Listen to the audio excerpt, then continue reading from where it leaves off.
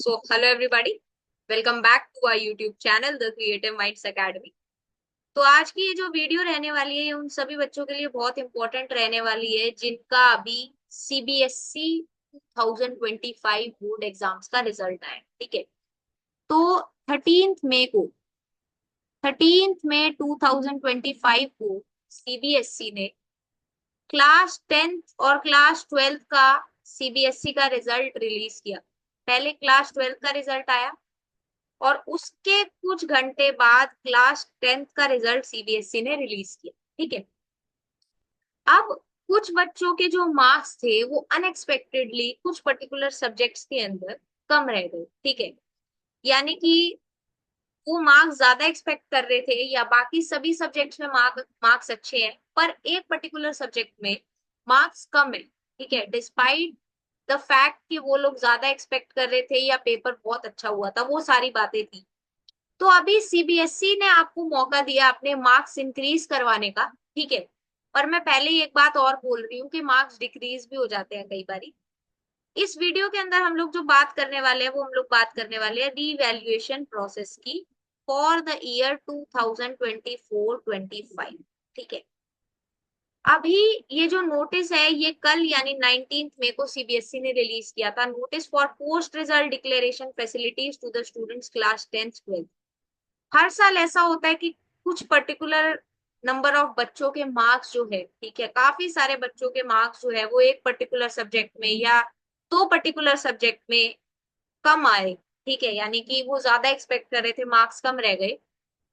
तो रिवैल्यूएशन के थ्रू क्या होता है, सीबीएसई चांस देता है बच्चों को अपने मार्क्स इंक्रीज करवाने का। ठीक है, सो उसके लिए क्या होता है, कुछ पर्टिकुलर स्टेप्स फॉलो किए जाते हैं। ठीक है, और कुछ पर्टिकुलर फी आपको पे करनी पड़ती है, एक पर्टिकुलर डेडलाइन होगी। ठीक है, जिस डेडलाइन पे आपको अप्लाई करना होगा, वो सारी बातें आज हम लोग इस वीडियो के अंदर डिटेल में करेंगे। ठीक है, तो यहाँ पर पहले सीबीएसई ने बताया हुआ है कि जब इवैल्यूएशन किया जाता है तो कुछ पर्टिकुलर नॉर्म्स को फॉलो किया जाता है। ठीक है, ताकि वहां पर ट्रांसपेरेंसी रहे, नो मिस्टेक्स वहां पर ना हो। ठीक है, कोई भी मिस्टेक वहां पर ना हो। बट फिर भी कहीं ना कहीं जो है हर साल ऐसा देखने को मिलता है कि बच्चों के मार्क्स के अंदर कहीं ना कहीं प्रॉब्लम रह जाती है। ठीक है, तो क्या होता है बेसिकली रिवैल्यूएशन का जो प्रोसेस होता है ना, इसके अंदर अगर बात की जाए तो काफी बार ना बच्चों के 14-15 मार्क्स तक भी देखने को मिलते हैं। और ऐसा नहीं है कि मैं झूठ बोल रही हूँ, ऐसा सच में होता है। ठीक है, सो अगर आपके मार्क्स आपको लग रहा है कि कम रह गए हैं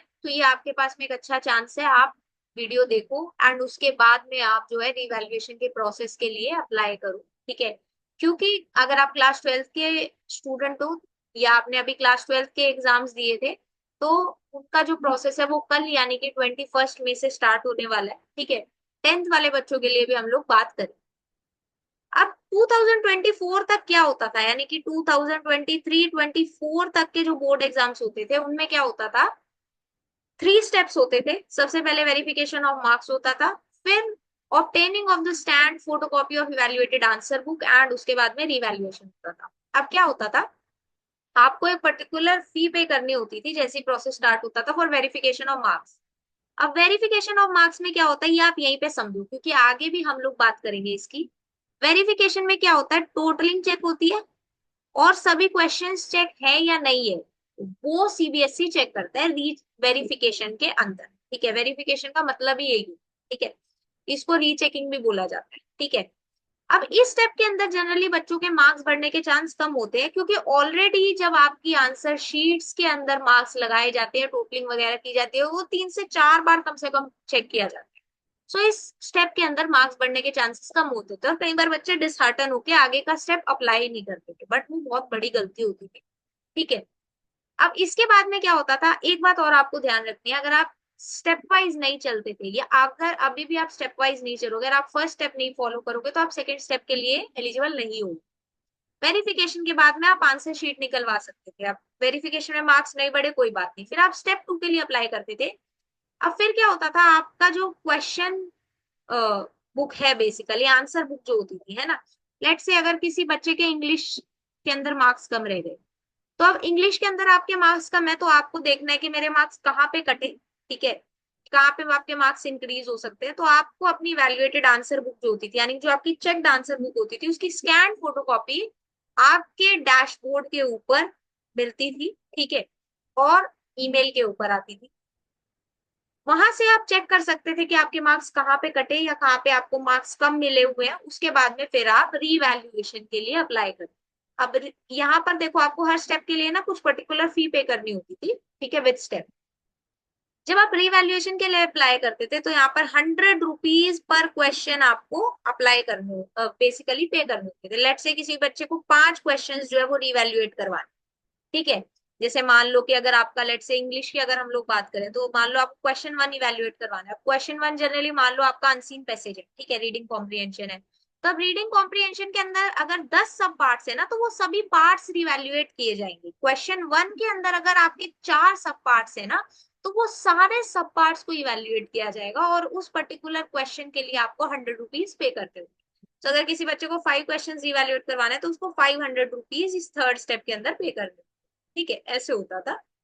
अब इस साल से जो स्टेप्स है वो सीबीएसई ने चेंज कर दिया, और इसको लेके पहले भी एक नोटिस आया था रिजल्ट से पहले, ठीक है। बट यहाँ पर भी हम लोग डिस्कस कर लेंगे, पहले मैंने वीडियो नहीं डाली थी इसके ऊपर। अभी क्या हो गया, पहले ही आप अपनी स्कैन्ड आंसर बुक जो है वो सीबीएसई से रिक्वेस्ट कर सकते हो, यानी जो स्टेप 1 सीबीएसई ने कर दिया। पहली बात तो अब जो स्टेप्स हो गए वो 2 स्टेप्स हो गए, ठीक है। और जो फर्स्ट स्टेप भी हो गया वो क्या हो गया, आप अपनी आंसर कॉपी जो है वो ऑब्टेन कर सकते हो, ताकि ट्रांसपेरेंसी और इंक्रीज हो जाए। अब आपको अगर पहले ही आपकी आंसर बुक मिल गई, तो आपको पता है कि आपके क्वेश्चन कौन से चेक हुए हैं, कौन से नहीं हुए, या कहाँ पर आपको मार्क्स मिले नहीं मिले, टोटलिंग कितनी हुई है कितनी नहीं हुई, कौन से क्वेश्चन आपके मार्क्स बढ़ सकते थे, कहाँ पे आपके कितने मार्क्स कटे। तो वो सारी बातें अब आपको फर्स्ट स्टेप में पता चल जाएगी। उसके बाद में जो सेकंड स्टेप होगा, उसके अंदर आप 3 चीजों के लिए अप्लाई कर सकते हो। पहले वेरिफिकेशन ऑफ मार्क्स के लिए, वेरिफिकेशन में वही होगा, टोटलिंग चेक होगी, सब क्वेश्चन चेक है या नहीं, वो होगा। सेकंड स्टेप या दूसरी चीज जिसके लिए आप अप्लाई कर सकते हो, दैट इज रीवैल्यूएशन। अगर आपको लग रहा है कि यार ये 3 क्वेश्चन है और इसके अंदर मेरे मार्क्स बढ़ने चाहिए, तो फिर आप रिवैल्यूएशन के लिए अप्लाई करोगे। अगर आपको लगता है मुझे वेरिफिकेशन भी करवाना है और रिवैल्यूएशन भी करवाना है, तो आप इसके लिए भी अप्लाई कर सकते हो, ठीक है। और फीस जो है फिर आपको अकॉर्डिंगली पे कर, ठीक है। सो ये बेसिकली सीबीएसई ने बोला। अब जो सेकेंडरी स्कूल एग्जामिनेशन है, यानी क्लास 10th के स्टूडेंट्स के लिए है, उनके लिए भी सेम चीजें जो है या सेम स्टेप जो है वो फॉलो किए जाएंगे, ठीक है। अब ये जो प्रोसेस है ये सारा कंप्लीटली जो होगा वो ऑनलाइन मोड में होगा। जो आपको फी पे करनी होगी वो आपको ऑनलाइन करनी होगी, कोई भी ऑफलाइन नहीं होगा। एंड आप एक ही एप्लीकेशन जो है वो पर स्टूडेंट अप्लाई कर बेसिकली कर सकते हो, ठीक है। यानी कि अगर आपको लगता है कि आपको 2 पेपर्स के लिए रिवैल्यूएशन अप्लाई करना है, तो भी आप एक ही एप्लीकेशन के अंदर आप सबमिट करोगे पोर्टल के ऊपर। और जैसे ही आप एक एप्लीकेशन सबमिट कर लोगे, तो आपसे एक डिक्लेरेशन फॉर्म सबमिट करवा लिया जाएगा, ताकि आप दोबारा से अप्लाई ना कर सकें, ठीक है। सो वो आपको याद रखना है, और अगर आपने ऐसे नहीं किया तो फिर आपका एप्लीकेशन फॉर्म जो है वो रिजेक्ट कर दिया जाएगा, सिंपल, ठीक है। सो ये पर्टिकुलर कुछ इंस्ट्रक्शंस लिखे हुए हैं। अब हम लोग जो है बेसिकली, अच्छा जो फीस है, ठीक है, किसी भी स्टेप की जो फीस है वो नॉन रिफंडेबल है। आप आपके मार्क्स बढ़े ना बढ़े, ठीक है, या कई बार कम भी हो जाते हैं, उसकी भी हम लोग बात करेंगे। क्या होता है देखो, जब आपका फाइनल जब रिजल्ट आएगा इसका, तो वहां पर क्या देखने को मिलेगा। लेट से किसी बच्चे के लेट से 80 मार्क्स का थ्योरी का पेपर था, 20 मार्क्स जो थे वो इंटरनल के थे। अब इंटरनल असेसमेंट के मार्क्स तो सेम ही रहेंगे। लेट से थ्योरी में उनके जो मार्क्स थे वो 55 थे पहले, और अब उनके इंक्रीज होके 65 हो गए हैं। तो फिर आपको क्या होता है, मेल के ऊपर नोटिफाई किया जाता है, ठीक है। आपके जो ओल्ड मार्क्स थे और जो अपडेटेड मार्क्स थे वो इस तरीके से आपको वहां पर शो होते हैं। एंड आपकी जो मार्कशीट आती है वो न्यू मार्कशीट आती है, जिसके अंदर आपके मार्क्स उस पर्टिकुलर सब्जेक्ट के अंदर अपडेटेड होते हैं, ठीक है। कंप्लीट मार्कशीट ही आपको अलॉट की जाएगी, बाकी सभी सब्जेक्ट्स के मार्क्स सेम रहेंगे। बस इस पर्टिकुलर सब्जेक्ट के मार्क्स जो है वो न्यू अपडेटेड मार्क्स के साथ आपको आपकी मार्कशीट जो है वो मिल जाएगी, ठीक है। अब जैसे ही प्रोसेस कंप्लीट हो जाता है, तो आप स्कूल में क्या करते हो, स्कूल के थ्रू क्या होता है, एक लेटर जाता है सीबीएसई को, और आपकी जो पुरानी मार्कशीट है उसको बेसिकली जो है बेसिकली वो फिर डिस्कार्ड हो जाती है, और न्यू मार्कशीट आपको सीबीएसई इशू कर, ठीक है। सो ये सारी बात हो गई। अब देखो, मार्क्स कई बार जब आपने मान लो लेट से क्वेश्चन नंबर 10 इवेल्युएशन के लिए डाला, और जब टीचर इवेल्युएट कर रहा है तो उनको लग रहा है कि अगर इस बच्चे को यहाँ पर 8 मार्क्स मिले हुए और उनको 7 मिलने चाहिए, तो कई बार मार्क्स कट भी जाते हैं। तो इस बात का भी आपको ध्यान, ठीक है। सो ये आपको थोड़ा सा टेक केयर करना पड़ेगा। अब हम लोग जो है धीरे धीरे करके एक बार डेट्स की बात कर लें, ठीक है। सबसे पहले अगर बात की जाए फॉर सीनियर सेकेंडरी एग्जामिनेशन, यानी कि क्लास 12 स्टूडेंट्स के लिए, ठीक है। क्लास 12 स्टूडेंट्स के लिए जो प्रोसेस है उसकी अगर बात की जाए, उसका स्केड्यूल क्या रहेगा। Obtaining a scanned copy of the evaluated answer book, ये कब से स्टार्ट होगा, फ्रॉम टुमारो 21 मई वेंसडे से स्टार्ट होगा एंड 27 मई 2025 ट्यूसडे तक ये प्रोसेस चलेगा। यानी 21, 22, 23, 24, 25, 26 एंड 27, 27 मिडनाइट तक ये प्रोसेस चलेगा। एंड इसको आप संडे को भी अप्लाई कर सकते हो, ठीक है। यहाँ पर ऑनलाइन क्योंकि प्रोसेस चल रहा है, तो यहाँ पर ऐसा नहीं होगा कि आप संडे को नहीं अप्लाई कर सकते हो, आपको ध्यान रखना है। ये 6 दिन आपको 7 दिन आपको मिले हैं, 7 दिन आप इसके लिए अप्लाई कर सकते हो, ठीक है। और देखो, अगर किसी बच्चे ने फर्स्ट डे आंसर शीट के लिए अप्लाई कर दिया, तो उसकी आंसर कॉपी की जो फोटो कॉपी है वो उसको पहले मिलेगी। अगर कोई बच्चा 27 को अप्लाई कर रहा है, तो उसको जो कॉपी मिलेगी वो लेट, ठीक है। अकॉर्डिंगली जैसे जैसे आप अप्लाई करोगे, जितनी देर से आप अप्लाई करोगे उतनी ही देर से आपको कॉपी मिलेगी। तो इस बात का आपको ध्यान रखना है। जो फीस होगी वो 700 पर सब्जेक्ट होगी। अब अगर आपको 2 सब्जेक्ट्स में करवाने, यानी इंग्लिश में करवाने लेट से, और किसी को मैथ्स में करवाना, ठीक है। अगर आप मान लो आपके पास में इंग्लिश और मैथ्स है, तो आपको 2 के अंदर अगर करवाना है तो आपको 1400 रुपीज यहाँ पर पे करने। अगर किसी बच्चे को एक सब्जेक्ट के लिए कराना है तो उसको 700 रुपीज पे करने होंगे। अब ये प्रोसेस कब तक है, 27 तक है। अब 27 तक जैसे जैसे आप अप्लाई करते रहोगे, आपको अपनी आंसर शीट की कॉपी मिल जाएगी। 27 को ये प्रोसेस कंप्लीट होते ही जो सेकेंड स्टेप है वो स्टार्ट हो जाएगा, यानी verification of marks, revaluation and both for verification and revaluation. अब इसके लिए भी आपको ऑनलाइन अप्लाई करना है। अब देखो, मान लो कि आपने 21 को अप्लाई किया और लेट से 21 को इवनिंग को या 22 को आपको आंसर कॉपी मिल गई। अब आपको पता है कि मेरी यहाँ पे मुझे लग रहा है कि मार्क्स इंक्रीज होने चाहिए, जो भी चीजें आपको लग रही है।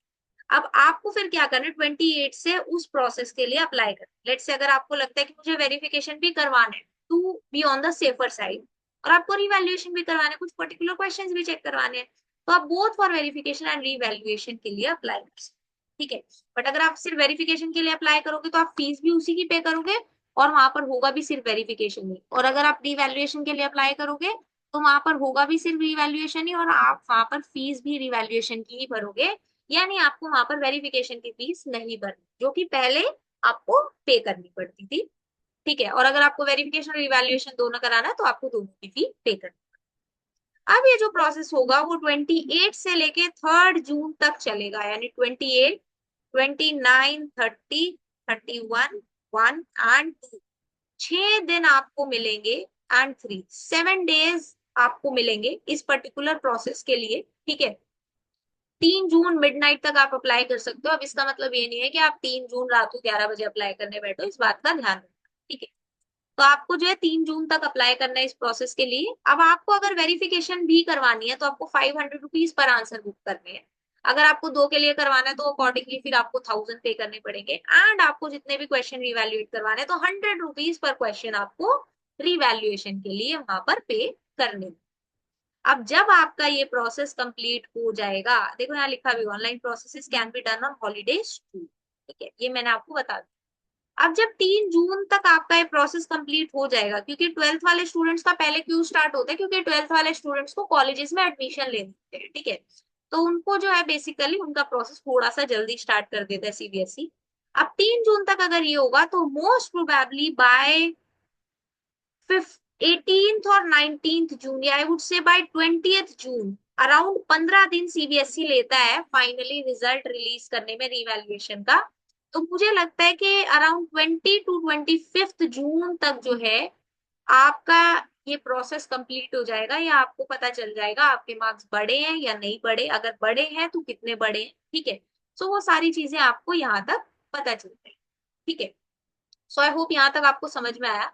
ये जो बात हुई है क्लास 12th वाले स्टूडेंट्स के लिए हुई। अब एक बार क्लास 10th वाले स्टूडेंट्स का स्केड्यूल देख लेते हैं, क्लास 10th वाले स्टूडेंट्स का जो स्केड्यूल है वो 27 मई से स्टार्ट होगा, जो स्टेप 1 होगा, यानी स्कैन्ड कॉपी जो आपको लेनी है वो 27 मई से स्टार्ट होके 2 जून तक प्रोसेस चलेगा। ठीक है, 27 से लेके 2 जून तक प्रोसेस चलेगा and 500 rupees per subject for scan copy आपको पे करने होंगे। फिर आप सिमिलरली जैसे क्लास 12 के स्टूडेंट्स कर सकते हैं, इसी तरीके से क्लास 10 के स्टूडेंट्स भी वेरिफिकेशन के लिए, revaluation and both for verification and revaluation के लिए भी अप्लाई कर सकते हैं। इसके लिए जो आपको अप्लाई करना वो 3 जून से लेके आप 7 जून तक अप्लाई कर सकते हो। 3rd, 4th, 5th, 6th and 7th आपको 5 दिन मिलेंगे, आप अप्लाई कर सकते हो। 500 रुपीज आपको पर आंसर बुक वेरिफिकेशन के लिए पे करने होंगे and 100 rupees per question for revaluation अगर आपको पे करने होंगे। अगर आपको लगता है कि मेरे सभी क्वेश्चंस चेक है या मेरी टोटलिंग ठीक है, मुझे ये नहीं करवाना, तो फिर आपको वेरिफिकेशन के लिए अप्लाई करने की जरूरत नहीं, आपके 500 रुपीज यहाँ पर बच जाएंगे। ठीक है, ये बात दोनों ही क्लासेस के स्टूडेंट्स के लिए वैलिड हो रही है, क्लास 12th वाले स्टूडेंट्स के लिए हो गया और क्लास 10th वाले स्टूडेंट्स के लिए। ठीक है, सो बेसिकली इस तरीके से आप क्या कर सकते हो, अपना वेरिफिकेशन के लिए अप्लाई कर सकते हो। अब 7 जून तक अगर यहाँ पर ये प्रोसेस कंप्लीट होगा तो अराउंड 15 to 20 डेज यहाँ पर लगेंगे and bye may be 27th और 28 तक, ठीक है, यानी कि बिफोर द एंड ऑफ जून 2025 आपका जो है इवैल्यूएशन का रिजल्ट आ जाए।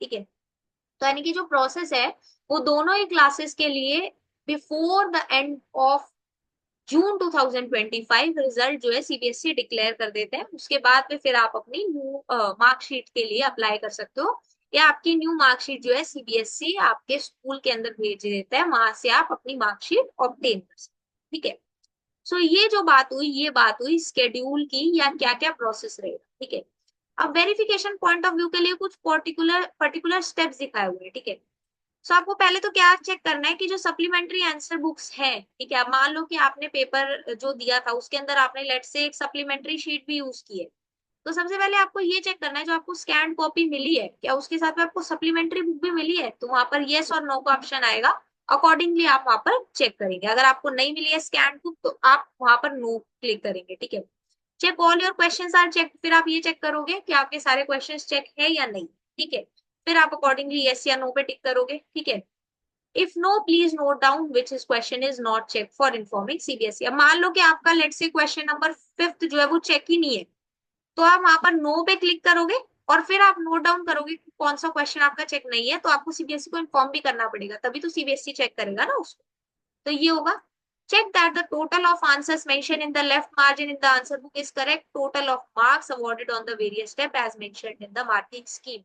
फिर आपको ये चेक करना है जितने भी आंसर्स है, ठीक है, जो मार्क किए हुए हैं क्या वो करेक्ट टोटल है मार्क्स का जो मार्किंग स्कीम में दिया हुआ है। ठीक है, मार्किंग स्कीम में दिया होता है ना कि इस पर्टिकुलर स्टेप के लिए, इस पर्टिकुलर क्वेश्चन के लिए इतने मार्क्स दिए जाने चाहिए, तो वो आप चेक करोगे कि क्या उतने मार्क्स आपको मिले हुए हैं। अगर यस तो ठीक है, अगर नहीं मिले हुए तो उसको भी आपको नोट डाउन करना है, क्योंकि फिर आपको सीबीएसई को अप्लाई करते हुए इन्फॉर्म करना पड़ेगा। ठीक है, अगर आप क्वेश्चन लेट से आप 10th क्वेश्चन भी अप्लाई कर रहे हो ना रिवैल्यूएशन की, तो आपको बताना पड़ेगा आप इसको क्यों रिवैल्यूएट करवा रहे हो, आपको क्यों लगता है आपके मार्क्स बढ़ने चाहिए। ठीक है, तो आपको सीबीएसई को बताना पड़ेगा, फिर अकॉर्डिंगली आपकी आंसर बुक जो है वो चेक होती है, आपका जो बेसिकली रिवैल्यूएशन का प्रोसेस है वो कैरी फॉरवर्ड किया जाता है। ठीक है, check that the marks of each answer given in the left margin have been correctly posted on the table on cover page। अब जो कवर पेज होता है ना उसपे मार्क्स वाला जो है बेसिकली कॉलम बना होता है, जब आपने अपनी आंसर शीट देखी होगी तो वहां देखा भी होगा, तो आपको देखना है कि मार्क्स जो दिए हुए हैं क्या वो करेक्टली पोस्टेड है। लाइक क्वेश्चन नंबर 1 के लिए अगर जितने मार्क्स आपको मिलने चाहिए थे वो मिले हुए हैं तो आप वो चेक करोगे,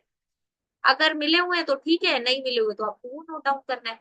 check that the total of each row is correct in the table on the right hand side cage. ठीक है, उसके बाद में टोटल आपको चेक करना है। सो बेसिकली ये चीजें आपको चेक करनी है एंड फिर आपको ये भी चेक करना है, check the total of column matches of the marks awarded to you and as shown in the result and DigiLocker. फिर आपको ये भी चेक करना है कि जितने मार्क्स आपको मिले हैं और जितने मार्क्स आपके रिजल्ट में दिखाए हुए हैं वो सेम है या डिफर कर रहे हैं। ठीक है, ये बहुत इंपॉर्टेंट है, क्योंकि कई बार क्या होता है, लेट से किसी बच्चे को वहां पर जो है 45 मार्क्स रिजल्ट में दिखाए हुए हैं, बट जब चेक किया गया तो वहां पर 54 मार्क्स बने, तो आपको ये भी नोट डाउन करना है। ठीक है, फिर यहाँ पर क्या हो जाता है, मार्क्स जो हो जाते हैं वो अपडेट किए जाते हैं, तो ये आपको चेक करना है। ठीक है, If there is no mistake, you can decide not to apply or provide information to CBSE. अगर कोई मिस्टेक नहीं है तो आप चेक कर सकते हो या आप डिसाइड कर सकते हो आपको अप्लाई करना है या नहीं।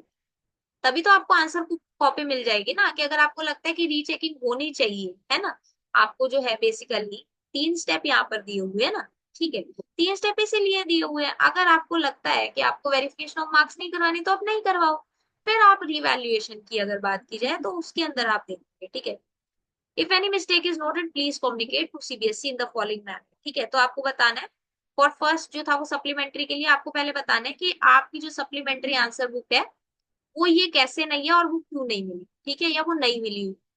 फिर आपको बताना है कौन से क्वेश्चंस को इवेल्युएट नहीं किया हुआ, वो आपको बताना है, ठीक है। अगर आपको लग रहा है कि क्वेश्चन नंबर 1 के लिए ठीक है, क्वेश्चन नंबर 5 के लिए जो मार्क्स अवॉर्डेड है, ठीक है, वो 111 यानी कि 3 मार्क्स है टोटल, बट आपको 2 मार्क्स मिले हो तो आपको वो बताना पड़ेगा, ठीक है। अच्छा, अगर आपको लगता है कि क्वेश्चन नंबर 7 में मार्क्स अवॉर्डेड 4 है बट क्वेश्चन कवर पेज के अंदर 3 मार्क्स मेंशन किए हुए हैं, ठीक है, तो आपको वो भी बताना है, ठीक है। टोटलिंग एरर अगर आपको लग रहा है तो आपको वो बताना है, ठीक है। तो इस तरीके से आपको सीबीएसई को इन्फॉर्म करना, ठीक है। और जितनी इन्फॉर्मेशन आप सीबीएसई को दोगे सीबीएसई उतना ही चेक करता है, उससे एक्स्ट्रा कुछ भी चेक नहीं होगा, इस बात का आपको ध्यान, ठीक है। और जो भी डिसीजन होता है सीबीएसई का वो फाइनल होता है। रीवैल्यूएशन के बाद आप इसको क्वेश्चन नहीं कर सकते हो कि मेरे मार्क्स क्यों नहीं बढ़े, या लाइक क्यों नहीं बढ़े या फिर किस वजह से नहीं बढ़े, वो आप नहीं पूछ सकते हो, ठीक है। सीबीएसई का जो डिसीजन आएगा वो फाइनल आएगा, ठीक है। अगर सीबीएसई को लगता है कि नहीं यहाँ पर आपकी गलती है स्पेशली रिवैल्यूएशन के अंदर, तो वहां पे आपको मार्क्स नहीं मिलेगी, ठीक है, और आप उसको क्वेश्चन नहीं कर सकते। अब रिवैल्यूएशन के लिए क्या होता है, ठीक है, क्वेश्चन पेपर्स आपको सीबीएसई वेबसाइट पे मिल जाएंगे, मार्किंग स्कीम भी मिल जाएगी सीबीएसई वेबसाइट के ऊपर। अब आपको क्या करना है, मार्किंग स्कीम पहले तो अपने पास में रखना, और अपने ना, या तो आप चाहो ना अपने टीचर से बात कर सकते हो, ठीक है। आप अपनी आंसर शीट लो, अपने टीचर के पास जाओ और उनको बोलो कि ये मेरा क्वेश्चन पेपर है, ये मेरी आंसर शीट है और ये मेरी मार्किंग स्कीम है, अब आप मुझे बताओ, है ना, कि मैंने कहाँ पे गलती की या मेरे को कहाँ पे ज्यादा मार्क्स मिलने चाहिए, कहाँ पे नहीं मिलने चाहिए। फिर आपके टीचर आपको बताते हैं, और कई बार आपके टीचर्स अच्छे होते हैं तो वो आपको हेल्प भी करते हैं रिवैल्यूएशन के लिए अप्लाई, ठीक है।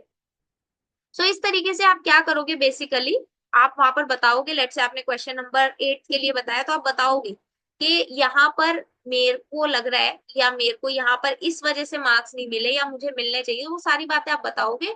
उतनी इन्फॉर्मेशन सीबीएसई चेक करेगा और फिर आपके मार्क्स अपडेट करेगा, या उतनी इन्फॉर्मेशन को चेक करके आपको मार्क्स देगा, ठीक है। सो बेसिकली इस तरीके से क्या होता है, रिवैल्यूएशन का कंप्लीट प्रोसेस जो है वो कैरी फॉरवर्ड किया जाता है। एंड इस साल ये काफी अच्छा हुआ है कि आपको पहले ही आपकी स्कैन्ड आंसर कॉपी मिल जाएगी, क्योंकि जनरली जब बच्चों को नहीं मिलती थी और बच्चे वेरिफिकेशन ऑफ मार्क्स के लिए अप्लाई करते थे तो अक्सर बच्चे डिसहार्टन हो जाते थे कि इसमें तो मेरे मार्क्स बढ़े ही नहीं है, और वो आगे के प्रोसेस के लिए अप्लाई ही नहीं करते, ठीक है। तो अगर आपको अभी भी लग रहा है ना, अगर आपको ये भी लग रहा है कि आपके 4 या 5 मार्क्स भी बढ़ सकते हैं, तो आप ये देखो कि आपकी डायरेक्टली परसेंटेज के ऊपर इम्पैक्ट जाएगा ही। एवरी मार्क्स मैटर, ठीक है, each and every marks matter. So अगर आपको लगता है आपके मार्क्स बढ़ने चाहिए तो आप रिवैल्यूएशन के लिए अप्लाई कीजिए। हाँ, आपके थोड़े से पैसे लगेंगे, ठीक है, बट एटलीस्ट आपको ये हो जाएगा, और स्पेशली अगर आपको कॉपी मिल जाएगी तो आपको पता रहेगा ना कि आपके मार्क्स कहाँ कटे हैं या किस रीजन से कटे हैं, कटे ठीक है या गलत है, वो सब बातें आपको पता चल जाएंगी। तो यहाँ पर सीबीएसई ने थोड़ा सा ट्रांसपेरेंसी और बढ़ा दी है जो आपके लिए थोड़ा सा अच्छा हो, ठीक है। अब ये जो पीडीएफ है, ठीक है, ये जो पूरा नोटिस का पीडीएफ है, आप हमारे टेलीग्राम चैनल जो कि द क्रिएटिव माइंड्स एकेडमी के नाम से है, और उसका लिंक आपको इस वीडियो के डिस्क्रिप्शन बॉक्स में मिल जाएगा, वहां से आप हमारे टेलीग्राम चैनल को ज्वाइन कर सकते हो, क्योंकि सभी अपडेट्स वहां पर आते हैं, ठीक है। अगर आपको कोई भी डाउट लगता है रिवैल्यूएशन रिलेटेड, तो आप इस वीडियो के कमेंट सेक्शन के अंदर पूछ सकते हैं, and I try to answer all your doubts. And I would again say, अगर आपको लगता है कि आपका पेपर अच्छा हुआ था पर आपके मार्क्स कम रह गए हैं, then please do apply for revaluation, ठीक है। हो सकता है आपके मार्क्स इंक्रीज हो जाए, ठीक है, और आपकी जो है परसेंटेज इंक्रीज हो जाए। और वैसे भी जो रिजल्ट आता है रिवैल्यूएशन का वो आपको by before the end of June month वो आपको मिल जाएगा, फॉर श्योर मिल जाएगा, ठीक है। सो आपको बहुत ज्यादा चिंता करने की जरूरत नहीं है, क्योंकि एडमिशंस भी जो होते हैं वो जनरली सभी यूनिवर्सिटीज के अंदर है। अभी तो CUET भी चल रहा है, तो वो जनरली वही अगस्त सितंबर के अंदर ही होते हैं, तब तक आपकी न्यू मार्कशीट भी CBSE रिलीज कर दे। ठीक है। सो आई होप ये वीडियो आपको अच्छी लगी हो, ये वीडियो आपके लिए यूजफुल रही हो। अगर फिर भी आपको कोई भी डाउट्स लगते हैं या कोई भी आपके मन में सवाल है, then please post your doubts in the comment section. अगर आपको वीडियो अच्छी लगी हो then please like the video. And अगर आपको लगता है कि आपके किसी फ्रेंड के साथ भी ऐसा ही हुआ है, या आपके किसी फोन के साथ में ऐसा हुआ है, उनके मार्क्स बढ़ सकते हैं और ये वीडियो उनके लिए हेल्पफुल हो सकती है, तो ये वीडियो उनके साथ में भी शेयर कीजिए। एंड अगर आपने हमारे यूट्यूब चैनल को नहीं सब्सक्राइब किया हुआ है, then please do support us by subscribing to our YouTube channel. I wish you all the very best for your evaluation process. Keep learning.